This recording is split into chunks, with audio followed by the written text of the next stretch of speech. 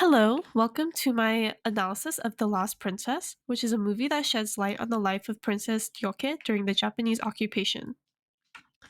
So let's start by exploring the mind behind the film, director He Jin-ho, who is a talented filmmaker. He graduated from Yonsei University, one of Korea's top universities, with a degree in philosophy. Early on, he was an assistant director to Park Hwan-soo, who is another prominent director in the industry. In interviews, he mentions that this experience really shaped his understanding of storytelling and filmmaking techniques that allowed him to develop his own unique style. So lots of reviews and film critics says that he's a romance master, that he's very good at capturing strong emotions on the screen. He also has many nominations, including a award for one of his movies, Happiness. The inspiration behind The Last Princess stemmed from the director witnessing the princess's reunion with her loved ones on TV. And that moment really sparked the creation of this impactful story. Her story has never been made into a film before, so it's amazing that her story was being told through this creative medium. Fun fact is actually Sonia Jin is invested almost $900,000 of USD of her own money to help the staff be more comfortable while filming. Um, as you can see, the initial step was to submit the idea, and it was selected to receive development support. It's also good to note that the movie itself is not purely based on history, but it's actually based on a book that's called Princess Diyoke. So filming began in November 30th and it ended March 26th. And that same year, 2016, they released it to the box office and it rose to number one spot in 2 days and it sold over 1.2 million tickets. The first award that they received was for the main actress Sonia Jin for Best Actress, and they also proceeded to get many other awards for this movie. So this was the movie cast that I really thought was the bare bones of the movie that really drove the film.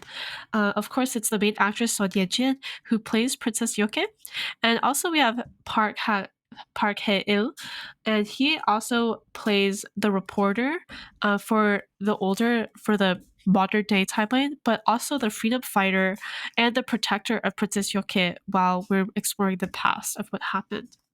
Um, the main antagonist is Yoo Jae-moon, who plays the Japanese lackey.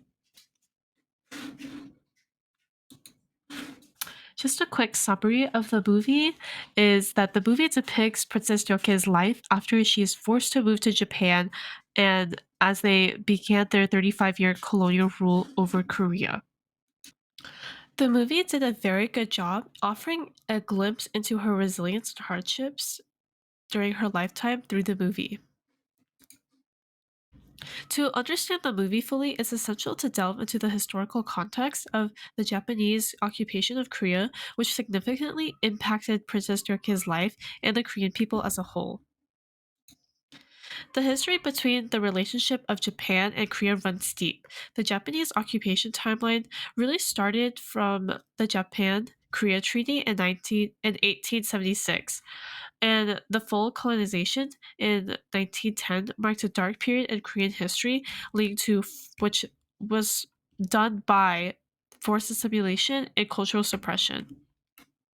The movie highlights the harsh realities of forced assimilation through banned Korean names, cultural monuments, censorship, and infrastructure. They force them to adopt Japanese names and worship Shinto shrines, which is very dehumanizing on the Korean people. So, exploring how all of this is depicted in the film provides insight on the challenges that Princess Ryoke faced and the challenges of who she really represents, which is the Korean people during this period in history. In this scene, she was forced to attend a dinner by Han Taek-soo, which is the main antagonist, where they were eating a Japanese meal. Her refusal to eat Japanese sashimi serves as a powerful symbol of her defiance against the Japanese occupation of Korea. She asserts her loyalty to Korean heritage, and it signifies her refusal to assimilate into the culture imposed upon her by the colonizers. It's a bold assertion of her identity and resistance, but it also reflects the broader sentiment of resistance among the Korean people during this period. The Korean independence movement of 1919 was a pivotal moment in the fight against Japanese oppression. It serves as a backdrop to Princess Ryoke's story, showcasing the resilience and determination of the Korean people. So what it was that it was a series of demonstrations from Koreans that wanted to fight for Korean independence. So about 2 million Koreans participated, but eventually it was shut down a year later. However, this itself did not stop the hope that Korea will one day be free. So it's important to note that in the scene, The Last Princess is a work of fiction and it is based on a book which does have historical accuracy, but not everything is accurate. So it aims to personify Korean history through Princess Ryoke's tragic life, shedding light on the enduring spirit of the Korean people during these times. So this itself did not happen, but it's good to know that the Korean hope was is represented through this scene. So here, as Princess Ryokan stands before the labor camp, she is forced into a position of submission. She has to navigate this between complying to her captor's demands and preserving her dignity and sense of self. So here she was forced to present a speech to Korean laborers that they should keep working and support the Japanese government and that she would be able to go home, or she could be defiant and give them a symbol of hope that Korea will one day be free. But in turn, they will have to take her prisoner and give her less and force her to stay in Japan forever. So the scene highlights the psychological warfare employed by the Japanese authorities who seek to strip Princess Ryoke of her agency and force her into a role that betrays her principles and heritage. It's the speech is cruel itself, and it's just a source of propaganda to use on Korean citizens, and it's intended to undermine the resistance and reinforce the illusion of Japanese superiority. However, during this speech, she suddenly subverts the intended message of propaganda, but and infuses it with defiance and subtlety that shows her true allegiance to Korea. So after the Japanese realize that she reworded her speech, they punish her by taking away her closest friend Boksoon. This sparks a series of events where the princess and her brother attempt to get help from the freedom fighters and seek refuge in China. They plan to do this by bombing the location of the New Era celebration and hoping to create a distraction and killing Han. So they were almost successful as they got to the safe house, but they don't succeed in this plan and she's forcibly taken by Han. So there's not much historical accuracy to this plan as there is evidence found of some sort of plan, but they never took it into action. So after she was forced to marry a Japanese aristocrat, Taekyuki, and they had a daughter together. The movie doesn't touch on the seriousness of her mental illness before her marriage. However, a few years before her marriage in 1930, she was diagnosed with schizophrenia and would often forget to eat or drink. Her brother did try to delay or stop the marriage due to her health, but eventually fell through. In 1955, 10 years after Japan stopped its occupation of Korea, Taeyuki did divorce Ryoke due to her deteriorating health. At the end of the movie, you do see this heartfelt reunion with her and Bok-soon, and you get to see her reunite with her family in spirit as she spends the rest of her days in her old palace.